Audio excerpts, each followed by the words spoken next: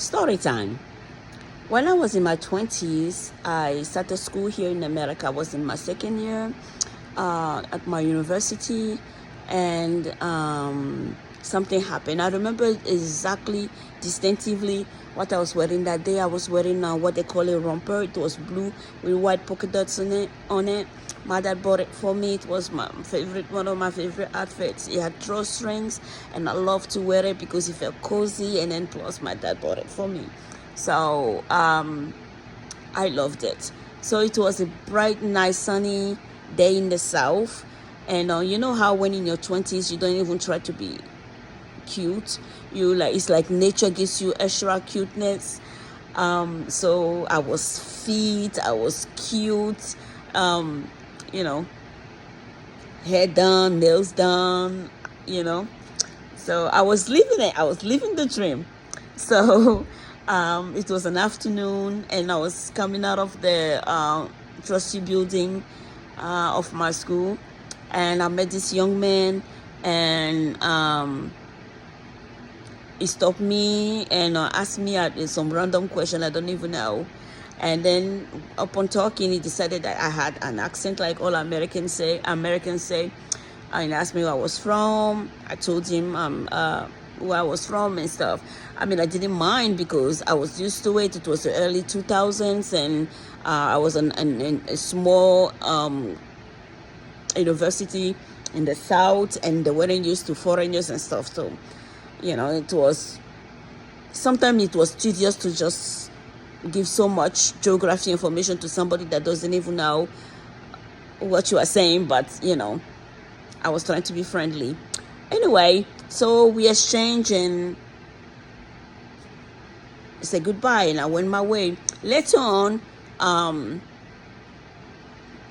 the young man and I started a relationship, and then further down the relationship, he told me that day that we met on the stairs of the trustees building, he had heard the voice of God tell him, "This is your wife." And me, in my dumb 20-year-old mind, I'm not saying that 20 years old are dumb, okay? Please don't come for me. I'm just saying that I was 20 something. I had never lived on my own. I was in private boarding school. And then when I was in private boarding school, I was at home with my parents. I lived a very sheltered life. And on top of that, the school was a religious school. So religion was a big factor.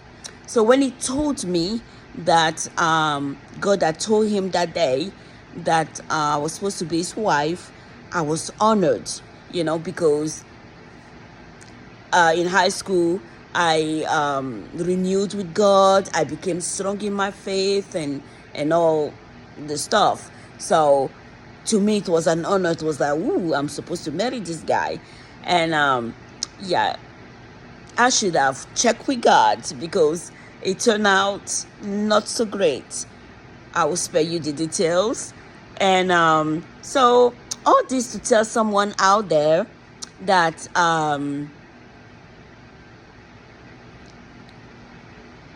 if somebody comes to you and tells you, God told me that you are my wife, or some religious person, religious leader tells you that so-and-so is your husband, you're supposed to marry so-and-so, check with God.